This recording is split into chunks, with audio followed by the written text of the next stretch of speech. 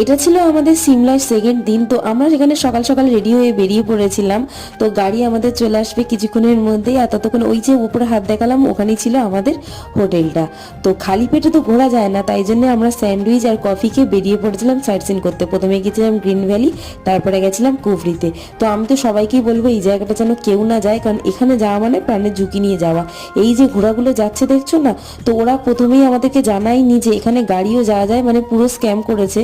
500 টাকা নিয়েছে, বলেছে ঘোড়া আপ ডাউন, কিন্তু যে একবার এই ঘোড়ায় করে ওপরে উঠবে তার আর সাহস হবে না ঘোড়ায় করে নামার। তো আসার সময় আমাদের গাড়ি করেই নামতে হয়েছিল। আর এখানে গিয়ে দেখি না এই পুচকের সাথে দেখা, আমি বললাম এ উঠলো কি করে। তো এত মিষ্টি ছিল, তাই একটু আদর করছিলাম। তারপরে আমরা খাওয়া দাওয়া করে নেমে গিয়েছিলাম গাড়ি করে। তো আমি তো বলবো এই জায়গাটা যাতে না কেউ যায়, যতই সুন্দর জায়গা হোক না কেন। আর আসার সময় নিয়ে ফিরেছিলাম হাত তন্দুর, আর আমরা সন্ধ্যাবেলা স্ন্যাক্স এইসব দিয়েই সেরেছিলাম। তো আজ ভিডিওটা এই পর্যন্ত, টাটা।